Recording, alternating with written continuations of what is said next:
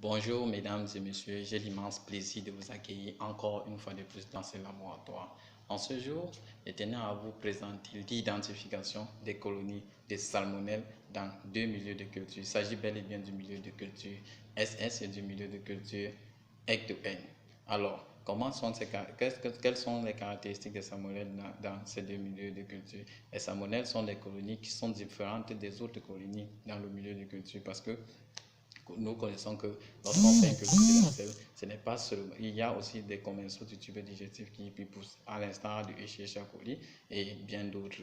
Mais les salmonelles seront ces bactéries qui sont différentes des autres. Elles auront des caractéristiques particulières, donc des caractéristiques qu'on appelle des gènes, des caractéristiques suspectes qui sont généralement bleus à des centres noirs ou verdâtres à des centres noirs. Allons voir sur des milieux, voir si nous pouvons retrouver ces colonies. Apprenons d'abord, en passant, je vais vous présenter les milieux de culture du départ.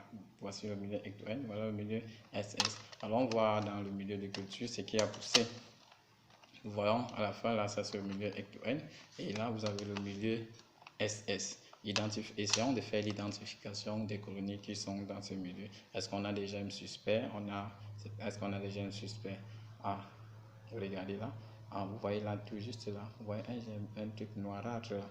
C'est ce genre de colonie qui fait l'objet souvent de nos études. Mais n'allez pas croire que tout ce qui est noirâtre, tout serait des salmonelles. Nous avons aussi certains antibactériens à l'instar de la protéase qui se comporte aussi pareil parce que la protéase c'est aussi H2S positif, donc on pourra aussi avoir des centres noirs. C'est le même patient, sur son milieu SS, que nous rencontrons aussi une colonie là qui est noirâtre et qui est suspecte.